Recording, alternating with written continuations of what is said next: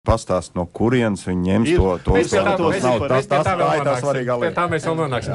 Man liekas, šeit ļoti svarīgi ir pateikt, ka vidēja termiņa budžeta rāmī šobrīd ir jau paredzēts iedzīvotāju ienākumu nodokļu samazinājums. Nākošajā gadā līdz 23% un 16. gadā līdz 22%. Tā kā tas jau ir iekšā un tas jau ir ierēķināts. Tas jāsaglabā?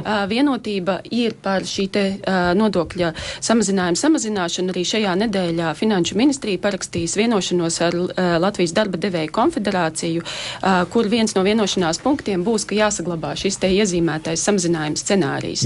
Šeit Zariņa kungam gan man ir jāpiekrīt, ka šis te paredzētais samazinājums scenārijs pēc savas būtības ir regresīvs. Cilvēki ar lielākiem ienākumiem no tā iegūst vairāk. Tas, kas mums ir problēma, ir, ka mums nodokļu sloks ir liels tieši uz mazajām algām. Un tas neveicina to, ka cilvēki iziet ārā no pabalstiem un uzsāk nodarbinātību. Bet pagaidām jūs sakāt, ka jāsaglabā. Šim te šobrīd likumā ieliktajam rāmim mēs viņu netaisamies mainīt. Labi, Kalvīškungs.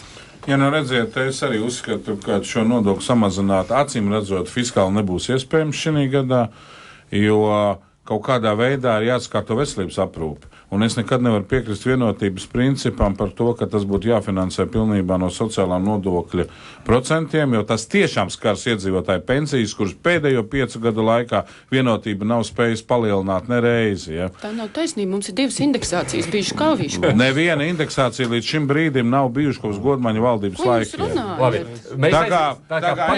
Pagaidām būtu jāsaglabā, lai varētu finansēt veselības aprūpi. Labi, šajā ziņā mēs redzam pilnīgi atšķirīgas domas no mūsu dalībniekiem. 2 pret 2 un 1 ar domājošu, jeb apspriedošu viedokli. Nākošā lieta ir tas pieminētais tātad neapliekamais minimums apgādībā esošie, un tās ir vēl viena lieta mums atgādināt, vai kurš studijā, man kolēģis saka, tātad Ivars Zariņš, partija Saskaņa, Lolita Čigāna, partija Vienotība, Latvijas reģiona apvienība Mārtiņš Bondars, Latvijas attīstībai Juris Pūce un Vienota Latvijai Aigars Kalvītis.